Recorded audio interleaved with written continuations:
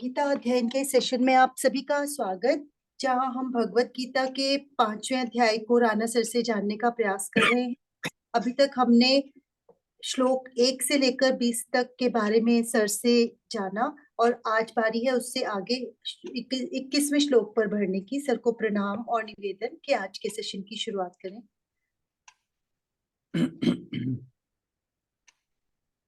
ओम वसुदेव सुतं देवं कंस चाणूरमर्दनं देवकी परमानंदं कृष्णं वंदे जगद्गुरुं। सभी को बहुत बहुत प्रणाम। हम गीता जी के 5वें अध्याय पर चर्चा कर रहे हैं और अब तक हम श्लोक नंबर 20 तक एक बार चर्चा कर चुके हैं और एक बार उस पर रिवीजन भी कर चुके हैं। और लास्ट श्लोक यानी 20वें श्लोक में भगवान जी ज्ञानी व्यक्ति के बारे में बता रहे हैं जिन्हें ब्रह्म ज्ञान हो गया है। और वैसे तो भगवान जी ने 15वें श्लोक से बताना ये शुरू किया था कि ज्ञानी का लक्षण क्या है, उसका व्यवहार क्या है, उसके दृष्टिकोण क्या है। तो जो ज्ञानी है, भगवान जी ने कहा था 16वें श्लोक में कि उनका ज्ञान जो शाश्वत तत्व का ज्ञान है उसके द्वारा नष्ट कर दिया गया है और वो ज्ञान जो है उनके भीतर के परमात्मा को प्रकट कर देता है। और फिर 17वें श्लोक में कहा कि जिनकी बुद्धि परमात्मा में लगी हुई है, जो एक ही भाव से ही परमात्मा में स्थित हैं, ऐसा जो भगवान के प्राण व्यक्ति है वो ज्ञान के द्वारा पाप रहित होकर परम गति को प्राप्त होता है। यानी उसे पुनर्जन्म नहीं होता, उसका पुनर्जन्म नहीं होता। फिर 18वें में कहा कि ऐसा ज्ञानी ब्राह्मण में, और ब्राह्मण में भी कहा कि जो विद्यावान और विनयी ब्राह्मण है उसमें गौ, हाथी, कुत्ते, चांडाल सभी में वो सभी को एक ही दृष्टि से देखता है। यानी उसने उसकी दृष्टि में कोई भेदभाव नहीं है। मेन बात यहाँ कहने की ये है, उसकी समदृष्टि है, उसने समत्व को प्राप्त कर लिया है और हर जगह उसे उसी सच्चिदानंद घन परमात्मा के दर्शन होते हैं। फिर 19वें श्लोक में भगवान जी ने कहा कि जिनका मन समभाव में स्थित है उन्होंने जीवन मुक्ति को प्राप्त कर लिया है, क्योंकि परमात्मा निर्दोष और सम है, इसलिए वे परमात्मा में ही स्थित हैं। और 20वें श्लोक में क्या कहा कि ज्ञानी जो है उसका सबसे बड़ा लक्षण ये है कि वो प्रिय को प्राप्त करके हर्षित नहीं होता और अप्रिय को प्राप्त करके उद्विग्न नहीं होता, परेशान नहीं होता, डिप्रेशन में नहीं जाता। वह स्थिर बुद्धि है, संशय रहित है, ब्रह्मवेता है और परमात्मा में स्थित है। ब्रह्मविद ब्रह्मणि सिद्धा। तो अब जो ऐसा व्यक्ति है जो ब्रह्म में स्थित है, जिसने उस परमात्मा का दर्शन कर लिया है, क्या वो शून्यता में रहता है? क्या वो संसार से अलग होकर, संसार से परे किसी वैक्यूम में चला जाता है? ये इस बात का म्यूट कर देना जरा। ठीक है।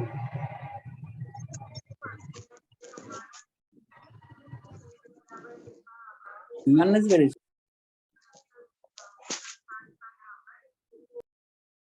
अभी और भी है कोई? ओके।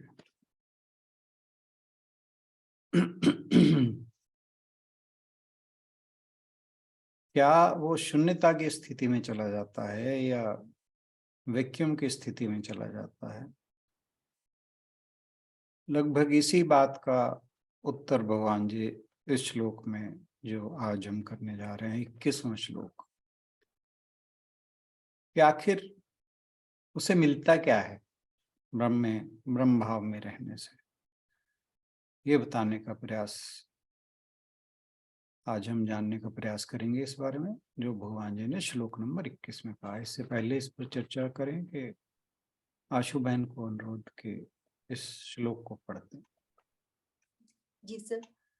बाह्य स्पर्शेष्व सक्तात्मा, बाह्य स्पर्शेष्व सक्तात्मा, बाह्य स्पर्शेषु और असक्तात्मा, विन्दत्यात्मनि विन्दत्यात्मनि यत् सुखम स ब्रह्म योग युक्तात्मा सुखम अक्षयमश्नुते। सुखम अक्षयम और अश्नुते को मिला के बोला तो सुखम अक्षयम अश्नुते। बाह्य स्पर्शेषु, बाह्य इंद्रिय सुख में, असक्त आत्मा अनासक्त पुरुष, विन्दति भोग करता है, आत्मनि आत्मा में, यत जो सुखम सुख, सह वह ब्रह्म योग ब्रह्म में एकाग्रता द्वारा युक्त आत्मा आत्मयुक्त या सम्माहित, सुखम सुख, अक्षयम असीम, अश्नुते भोगता है। बाह्य स्पर्श में आसक्ति रहित अंतःकरण वाला साधक आत्मा में जो सुख है उसको प्राप्त होता है, फिर वह ब्रह्म में अभिन्न भाव से स्थित मनुष्य अक्षय सुख का अनुभव करता है। तो इस श्लोक में भगवान जी उस योगी या ज्ञानी के बारे में बताते हैं कि जिसका अंतःकरण अनासक्त होने के कारण आनंद में है। तो ये क्योंकि विश्व में अनासक्त है तो उसका जो दृष्टि है वो अपने अंतःकरण की ओर मुड़ चुकी है। ये कह सकते हैं कि ध्यान की अवस्था की ओर जाने का कदम है। तो यह जो श्लोक है हमें जिसमें विशेष बात कही है, बाह्य स्पर्शेषु असक्तात्मा, कि जो अंतःकरण है वो बाह्य संपर्कों से अनासक्त है। यानी जो बाह्य वस्तुएं हैं वो मेरे ऊपर हावी क्यों हो, यह प्रश्न पूछने का है अपने आप से। क्योंकि एक पशु आदि से उनके लिए कोई और रास्ता नहीं है, वो इस बारे में प्रश्न नहीं कर सकते। वो जिस स्थिति में है उससे बाहर नहीं आ सकते, लेकिन एक मनुष्य ऐसा कर सकता है। वह यह प्रश्न अपने आप से स्वयं से पूछ सकता है कि जो बाह्य विषय हैं वो मेरे ऊपर हावी क्यों हो। उसे बाह्य विषयों का दास होने की कोई आवश्यकता नहीं, क्योंकि जो उसके भीतर का आनंद है वो बाह्य विषय भोगों से मिलने वाले आनंद की तुलना में कहीं कहीं अधिक है, बहुत ज्यादा है। इसके बारे में भी हम आगे बात करेंगे। विषय भोग केवल हमें अस्थाई सुख देते हैं, और ये सुख ऐसे हैं जो अंततः दुख का कारण बनते हैं। शंकराचार्य जी विवेक चूड़ामणि में श्लोक नंबर 78 में बताते हैं कि अपने अपने स्वभाव के कारण हिरण, हाथी, पतंगा, मछली और भौरा, ये 5 जीव उन्होंने चुने कि ये पांचों शब्द आदि यानी रूप रस गंध आदि जो 5 विषय हैं, उन 5 विषयों से बंधे हुए मृत्यु को प्राप्त होते हैं। ये हमारे जो 5 विषय हैं, ये अलग अलग एग्जाम्पल हैं हर एक विषय की, और ये क्योंकि ये पांचों जीव अलग अलग विषयों के साथ बंधे हैं और वही उनकी मृत्यु का कारण बनते हैं, फिर इन पांचों विषयों से जकड़ा हुआ मनुष्य मृत्यु को प्राप्त हो तो इसमें कहना ही क्या है। तो यानी जब वो एक एक विषय के कारण मृत्यु को प्राप्त हो सकते हैं, तो मनुष्य तो पांचों से बंधा है। अब इसमें जो हिरण है वो जो हिरण को शिकारी मारता है वो इस तरह से मारता है कि वो एक संगीत की ध्वनि पैदा करता है, और हिरण चरना छोड़ के उस संगीत में मुग्ध हो जाता है और अपने आप को भूल जाता है, और फिर जो शिकारी है उसका शिकार कर लेता है। तो वो शब्द के कारण, शब्द जो है उसकी कमजोरी है, शब्द नाम का विषय, इस कारण मारा जाता है। हाथी स्पर्श विषय से बंधा हुआ है, उसे पकड़ने के लिए जो शिकारी है वो कहते हैं कि एक मिट्टी की हथनी बना देते हैं और उसके चारों ओर गड्ढे घास पत्ती से ढक के बना देते हैं। तो जो हाथी है वो स्पर्श सुख के कारण कामासक्त होकर उस मिट्टी की हथनी के पास जाता है और गड्ढे में गिरकर मर जाता है, क्योंकि उसे गड्ढे में गिरे हुए भोजन नहीं प्राप्त होता, इसलिए फिर वो बाद में शिकारियों द्वारा पकड़ लिया जाता है। तीसरा पतंगा। पतंगा जो दीपक का तेज है, रूप, उसकी आसक्ति में उसके तरफ झपटता है। वो उसके तेज का, तेज से आकर्षित होकर, जो दीपक का तेज है, ज्योति का तेज है, उससे आकृष्ट होकर ये नहीं जानता कि इसके अंदर गर्मी भी है, जलाने की शक्ति भी है, और जाकर मृत्यु को प्राप्त हो जाता है। फिर चौथा है मछली। मछली लोहे के कांटे में लगे हुए मांस के टुकड़े की तरफ आकृष्ट होती है। तो वो रस, जीवा के रस के लिए गले में कांटा फंसाकर फंस जाती है और मृत्यु को प्राप्त होती है। तो वो रस के विषय में बंधी मृत्यु को प्राप्त होती है। पांचवा है भौरा। भौरा कमल पुष्प की गंध के कारण कमल में के बीच में जाकर बैठ जाता है, उसकी पत्तियों के। और उसे पता है कि रात होने पर कमल की पत्तियां बंद हो जाएंगी, लेकिन उसे लगता है कि सवेरा दोबारा होगा, फिर कमल का फूल खिल जाएगा। ऐसा बैठकर सोच ही रहा था कि तभी कोई कमल के पत्ते को तोड़ लेता है और उसे मसल कर डाल जाता है और हमारा साथी मर जाता है।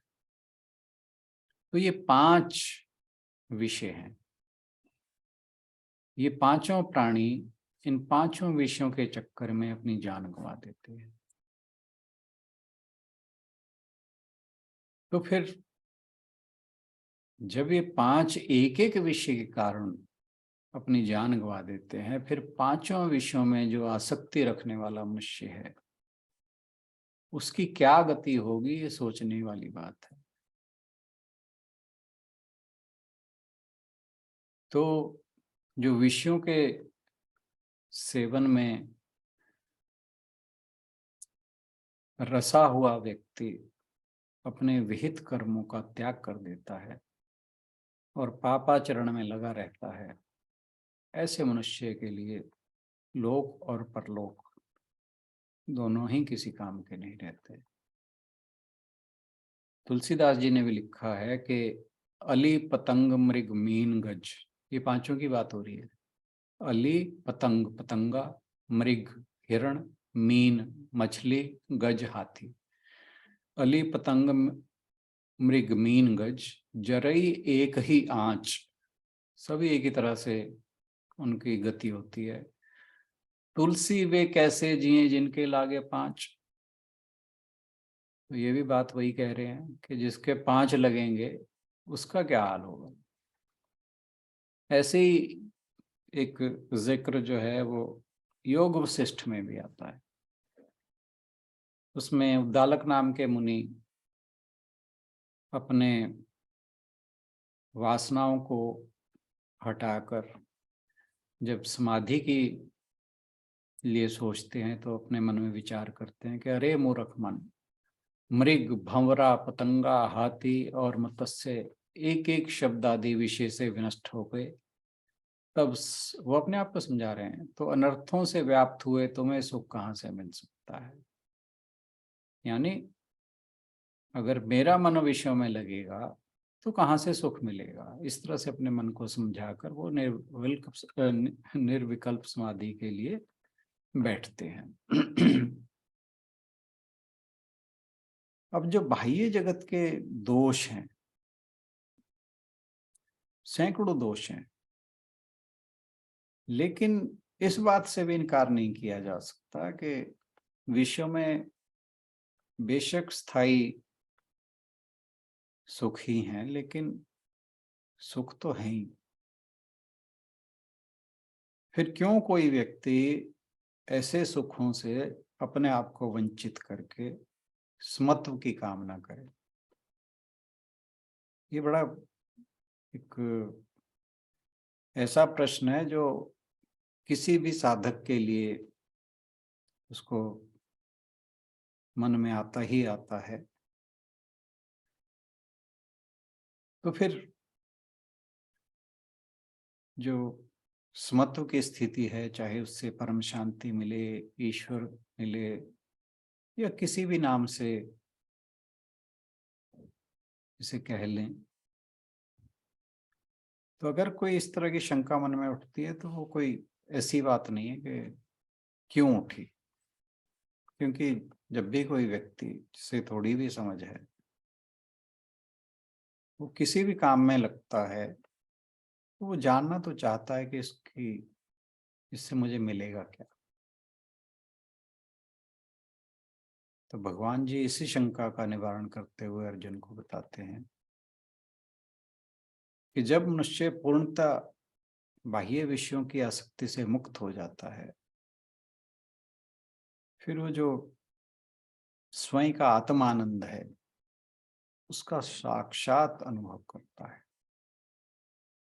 ऐसा नहीं कि वो जब जो विषयों जो संसार के विषयों में भोग था उससे जो उसे सुख मिल रहा था, कहीं ऐसा तो नहीं कि वो सुख त्याग कर वो कहीं शून्यता की ओर चला जाए, या कोई ऐसी स्थिति में जिसे हम वैक्यूम कहते हैं, नीरसता की स्थिति, बोर हो जाए, नहीं। भगवान जी उसी बात का यहाँ पर जवाब दे रहे हैं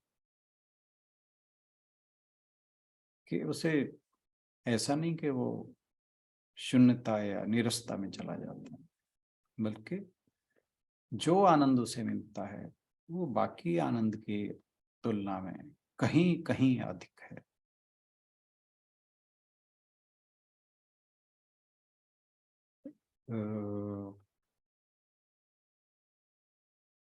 इस विषय में तैत्तिरीय उपनिषद में आया है, ब्रह्मानंद वल्ली के अंदर,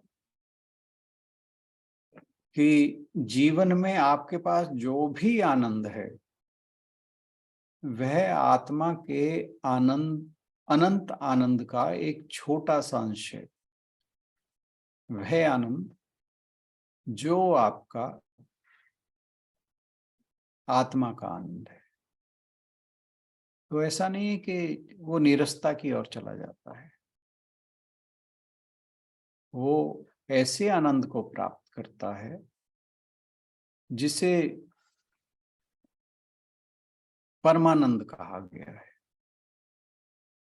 हालांकि जो हमारी जो स्पिरिचुअल जर्नी है, आध्यात्मिक यात्रा है, उसकी साधना में प्रधानता तो वैराग्य की है, डिस्पैशन या अनासक्ति की। लेकिन ये जो अनासक्ति है वो खोखली नहीं है, ये बात समझने की है कि हमें ये शून्यता में नहीं ले जाती, नीरसता में नहीं ले जाती। क्योंकि जितनी भी मिथ्या वस्तुएं हैं उनका त्याग करने पर हम पूर्ण परमात्मा को प्राप्त करते हैं।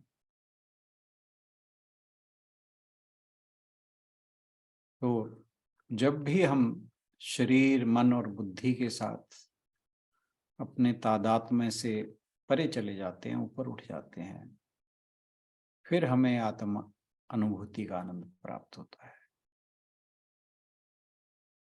और इस सुख को अक्षय सुख कहा है। इस श्लोक में इस सुख को कहा है कि सुखम अक्षम अश्नुते। जो इस ब्रह्म आनंद को प्राप्त कर लेता है वो मनुष्य अक्षय आनंद का अनुभव करता है। ऐसा अनुभव जिसका क्षय नहीं है, जो एक बार प्राप्त हो गया फिर आप उस स्थिति से बाहर नहीं आते।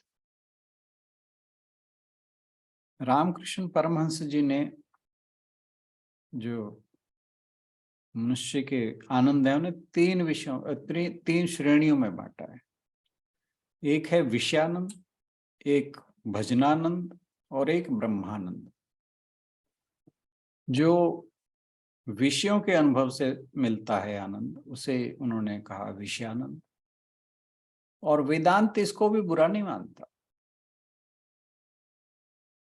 समस्या कहाँ होती है कि जब ये एक स्तर से ज्यादा हो जाता है फिर ये आपके नाश का कारण बन जाता है। और आज के समय में जो हो रहा है वो यही है, क्योंकि आज भौतिकवाद का जमाना है, कंज्यूमरिज्म का जमाना है। और आज के समय में जो मेजॉरिटी है, और मेजॉरिटी भी ये नहीं कि भाई 50-60% की बात हो रही है, huge majority, you can say 95 to 99% लोग, उनके लिए भोगों के आनंद से बढ़कर कुछ भी नहीं है। लेकिन आध्यात्मिक दर्शन कहता है, वेदांत कहता है कि इससे ऊंचा, कहीं ऊंचा एक और आनंद है।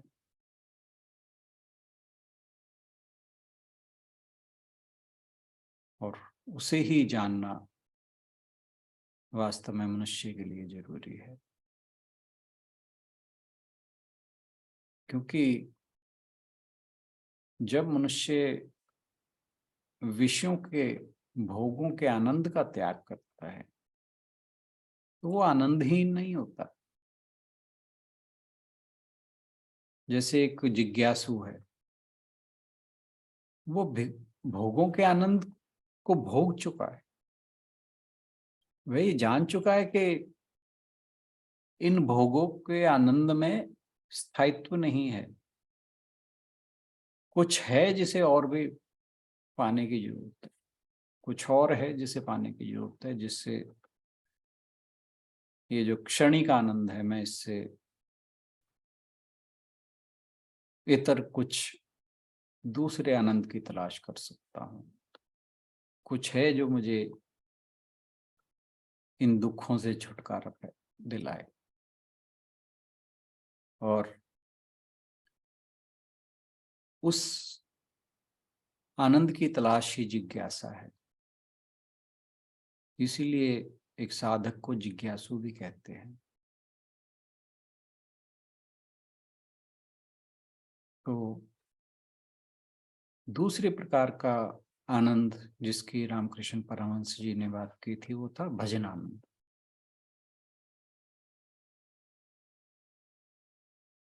और एक साधक इस आनंद के बारे में बखूबी जानता है, सामान्य व्यक्ति को नहीं इसका ज्ञान। भजनानंद कहा जो भजन से आने वाला आनंद है। भजन, कीर्तन, प्रार्थना, भगवान के नाम को बार बार दोहराना, जिसे हम सुमिरन कहते हैं या सिमरन कहते हैं, भगवान की महिमा गाना, इसमें भी बहुत आनंद है, शुद्ध आनंद है ये।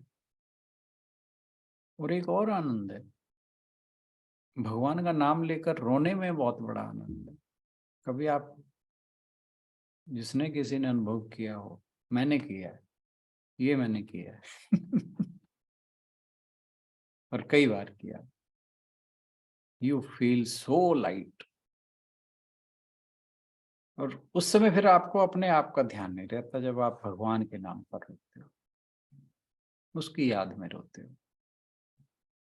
तुलसीदास जी कहते हैं कि राम नाम के लिए अगर एक भी आंसू बहता है तो उससे बड़ा सुख कोई नहीं है। फिर ध्यान का आनंद, मेडिटेशन में जो आनंद मिलता है,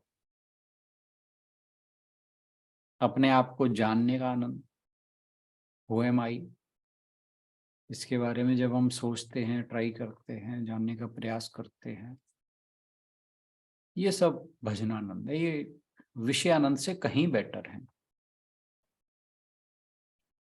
तो जो एक साधक है, विषयानंद तो एक सामान्य व्यक्ति का आनंद है और वो अस्थायी है, ये हम जानते हैं। लेकिन एक साधक जो है वो विषयानंद को भजनानंद में बदल देता है। और जब एक साधक इसी दिशा में आगे बढ़ता है और हाईएस्ट लेवल पे पहुंचता है, वो है ब्रह्मानंद, अपने भीतर का आनंद, अपने स्वरूप का आनंद। और जो वो आनंद है उसका कोई, किसी भी प्रकार के आनंद से कोई तुलना नहीं।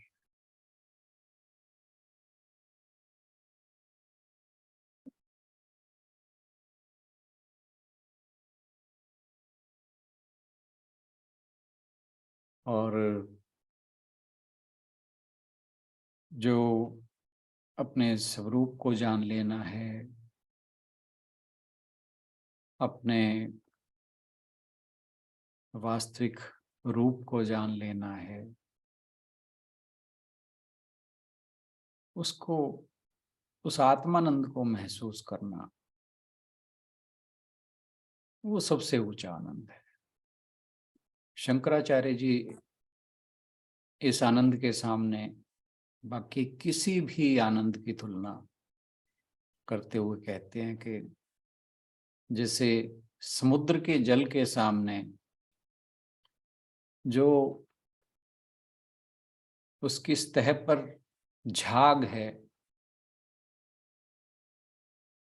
बस वही तुलना है सामान्य या विषयानंद की और अपने स्वरूप के आनंद की, कि वो झाग के बराबर है जो विषयानंद है समुद्र के मुकाबले।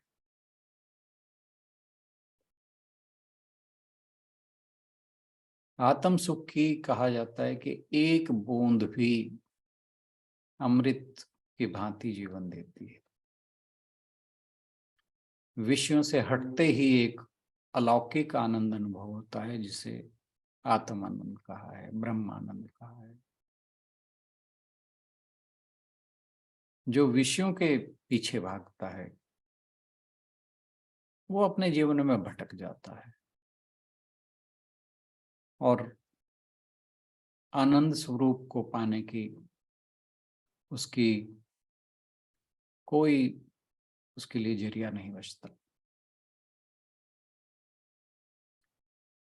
लेकिन जिसकी अंतरात्मा आसक्ति रहित है, अनासक्त हो गई है और विषयों से उसका आकर्षण नहीं रहा है,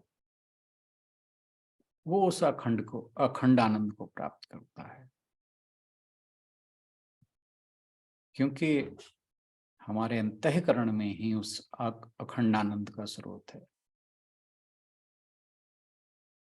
जो बाह्य जड़ पदार्थ हैं उसमें शांति और आनंद इन दोनों को प्रदान करने की क्षमता नहीं होती। जैसे आप अगर एग्जाम्पल के रूप में एक व्यक्ति जब चुनाव जीत जाता है, उसे कोई पद मिलता है तो उसे बहुत खुशी मिलती है, बहुत आनंद में होता है। अब कुछ वर्षों बाद जब वो चुनाव हार जाता है तो कई तो दुखी होकर डिप्रेशन में चले जाते हैं। एक साइंटिस्ट के बारे में सोचिए जिन्हें सारी उम्र एक से एक रिसर्च पेपर निकाले, कोई नई चीजें इन्वेंट की, लेकिन जब उसकी उम्र बढ़ती है तो भूलने लगता है, वो फिर डिप्रेशन में जाता है कि वो कुछ करने लायक नहीं रहा। एक अधिकारी जब अधिकारी बनता है तो उसके भी सुखों का कोई अपार नहीं होता।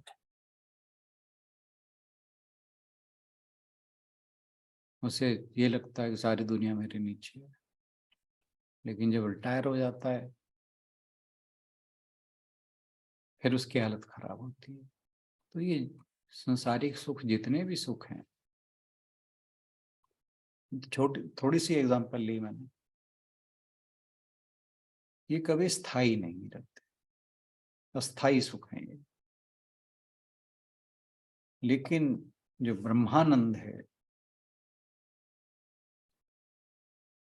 जो वो पा लेता है, उसे कहा कि सुखम अक्षम अश्नुते। वो ऐसा सुख पाता है जिसका फिर क्षय नहीं होता, वो फिर वापस नहीं जाता। गीता जी में 3 बातें कही हुई हैं, सुख, विश्राम और ज्ञान। इन 3 चीजों के पीछे ही मनुष्य भागता है। सुख के पीछे भोगी भागता है और जब भोगते हुए उन सुखों को, विषय भोगों को भोगते हुए थक जाता है, फिर उसे विश्राम चाहिए। विश्राम भी उससे ज्यादा दिन नहीं सहन होता। फिर उसके अंदर जिज्ञासा उत्पन्न होती है, फिर वो जिज्ञासु बनता है। कुछ में मुमुक्षा जागृत होती है, फिर वो सत्य को जानना चाहता है। गीता जी कहती हैं कि सुख चाहे खो चाहे सुख की हो, चाहे विश्राम की, चाहे ज्ञान की, इन तीनों का अंत तभी होगा जब मनुष्य इनकी खोज अपने अंदर की ओर करे। क्योंकि जब इन्हें बाहर खोजा जाता है तो फिर सुख तो नहीं मिलता, ना ही विश्राम मिलता।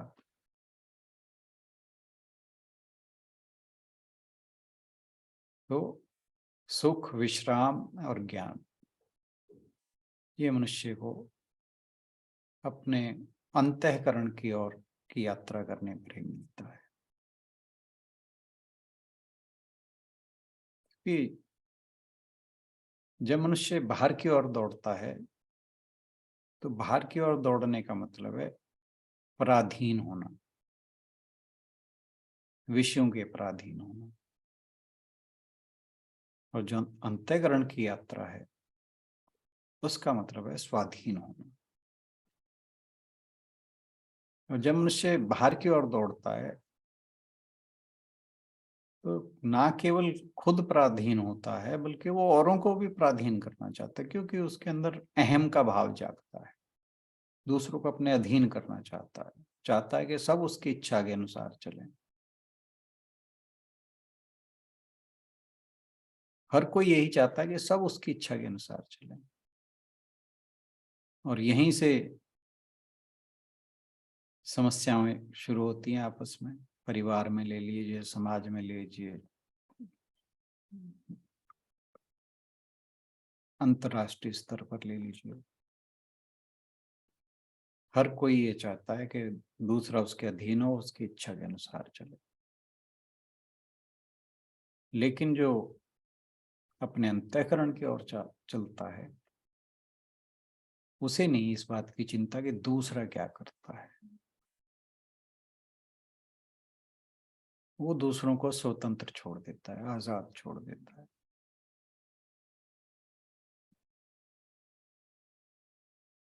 जो अंतःकरण की यात्रा है, अपने भीतर की यात्रा है,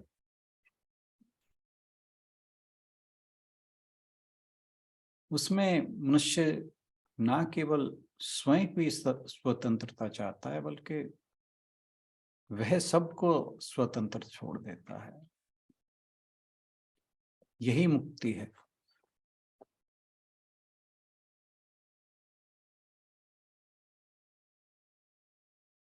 और जब तक मनुष्य का अहम है तभी तक दूसरा है। क्योंकि अहम में जब मैं का भाव है तो दूसरे का भाव तो नेचुरल है। लेकिन जब अहम नहीं रहता तब दूसरा भी नहीं रहता, फिर सब एक हो जाता है। इसी को अद्वैत कहा है। और इस स्थिति में ना पाप रहता ना पुण्य। और इसी को भगवान जी ने कलमशों का क्षीण हो जाना कहा था। और इस स्थिति में मनुष्य का शरीर, मन, बुद्धि ये सब संयत हो जाते हैं। और जैसे ही ये संयत होते हैं तभी मनुष्य को आत्म साक्षात्कार प्राप्त हो जाता है।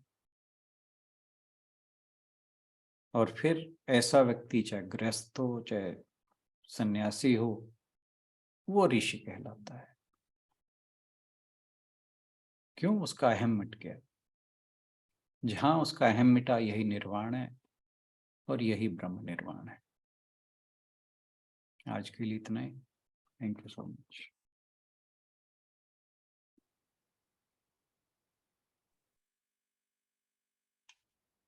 धन्यवाद राणा सर, आज के श्लोक की इस व्याख्या के लिए। आज हमने बहुत अच्छे से जाना कि कैसे हमें इंद्रियों से आसक्ति अपने आप धीरे धीरे कम करनी है यदि हम उस ब्रह्म तत्व का अनुभव करना चाहते हैं।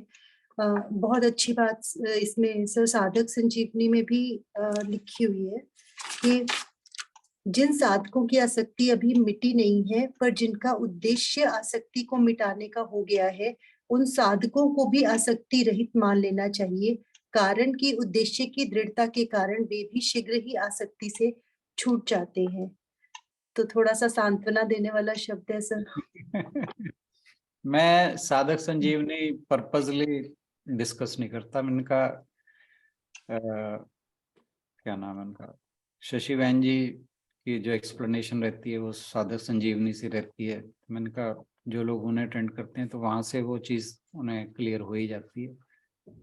तो मैं अक्सर स्वामी राम सुखदास जी जो कहते हैं कोई बहुत ही खास बात हो तो मैं उससे शेयर करता हूँ, अदरवाइज मैं जानबूझकर उसे अवॉइड करता हूँ डिस्कस करना। सर अपने आप को हम तसल्ली देने के लिए कहीं कहीं से जो लाइन मिलती है ना उसको फिर पकड़ लेते हैं। नहीं, ये तो अच्छा है ना, अपन वाकई इससे लगता तो है कि हमारा भी कल्याण हो ही जाना है। नहीं तो आप इस बारे में डाउटफुल। चलिए इससे पहले कि सेशन क्लोज करें तो सर ने आज एक सिचुएशन की बात की थी कि जब हम परमात्मा की याद में आंसू बहाते हैं, और सर ने बोला था कि मेरे साथ तो ऐसा हुआ है। तो कोई और अपना एक्सपीरियंस शेयर करेंगे? मेरे साथ तो कई बार हुआ। वीडियो करके कि करेंगे। मेरे साथ भी बहुत बार हुआ है, एक बार नहीं बहुत बार, तकरीबन ही होता रहता है। और इसका आनंद हम बता नहीं सकते, शब्दों में तो बताया ही नहीं जा सकता। वो अवस्था ही उस टाइम की कुछ और ही होती है।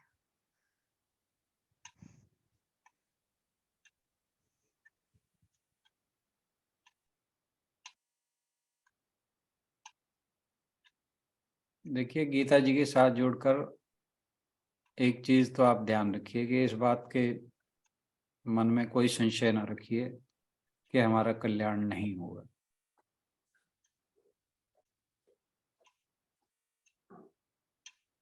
एटलीस्ट गीता पढ़ने वाले मनुष्य को इतना तो अपने अंदर कॉन्फिडेंस हो जाना चाहिए कि हमारा कल्याण होगा।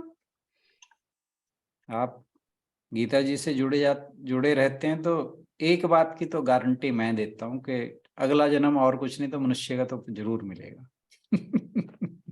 बाकी तो मैं कुछ नहीं कह सकता। सर एक तो गीता जी के साथ जुड़ना, साथ में गीता फिर ये complete कर समझ सके। आनी, बातें समझ आनी। बेशक हम लोगों को व्यवहार में नहीं आई बातें अभी, लेकिन समझ आ गई हैं, और कुछ कुछ तो व्यवहार में भी आई हैं। ऐसा नहीं है कि बिल्कुल नहीं आई, कुछ फिर कुछ तो आई हैं। ये क्यों कहते हैं व्यवहार में नहीं आई? नहीं, कुछ कुछ आई है सर, सभी नहीं आई, क्योंकि सब हर वक्त 24 घंटे नहीं ध्यान रहता भगवान जी का। सभी अपनी बातें भी ध्यान रहती हैं, लेकिन रहता है, ये है कि बातें सिचुएशंस में याद आ जाती हैं गीता जी की, और मन को शांति भी रहती है। ये भी मानने की बात है। और एक बात और है सर, आप कहते हो ना गीता जी से जुड़ के, मेरे को ऐसे लगता है खाली गीता जी पढ़ के अगर अकेले पढ़ते ना, तो ये बात ये वाली चीज इतनी ना समझते। मैं नहीं समझती, मुझे नहीं पता बाकी सबका, मैं ना समझ पाती। क्योंकि आप बताते हो, और ध्यान से तो सुनती हूँ मैं। कितनी रिटेन कर पाती हूँ वो अलग बात है। तो ज्यादा समझ में आई है सर। ये भगवान का शुक्र है कि इस ग्रुप के साथ जुड़े, और फिर आप इतने अच्छे से समझाने वाले मिले। शुक्र है भगवान का, और आपका धन्यवाद। Thank you, same here. ये सर गुड, आपने ये जो मुक्त group है, निर्वाण को, निर्वाण का इतना अच्छे से बताया है ना, बहुत ही अच्छा लगा, बहुत ही अच्छा लगा कि अभी हमें इतना नहीं पता था कि मुक्ति कैसे प्राप्त करते हैं। जी बहुत अच्छे से आपने खुले शब्दों में बता दिया, बहुत अच्छा लगा। Thank you.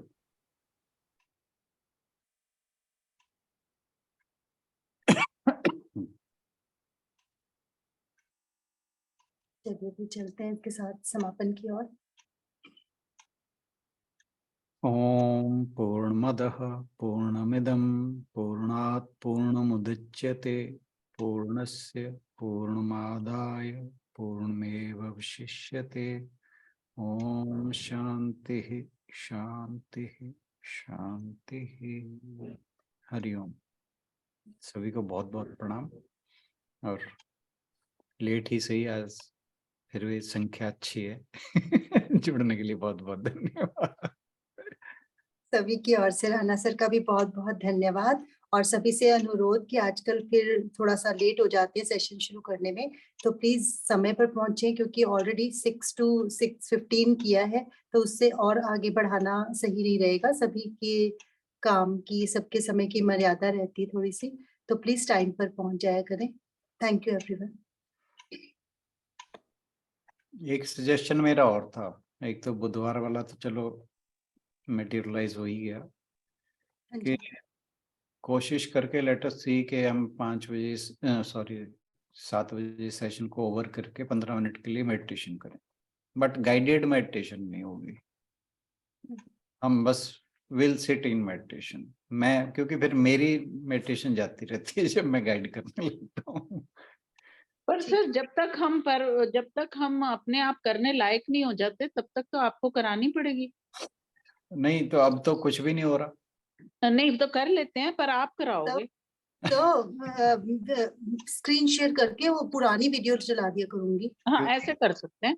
क्योंकि लेकिन अब तो बहुत मेथड हम डिस्कस कर चुके हैं। नहीं सर, अभी भी नहीं, मन में जो भी इच्छा लगे उसके लिए 15 मिनट बैठ जाएं, पर बस सर वो 15 मिनट। होता नहीं है। जब कहते हैं ना तभी फोकस होता है, नहीं तो फोकस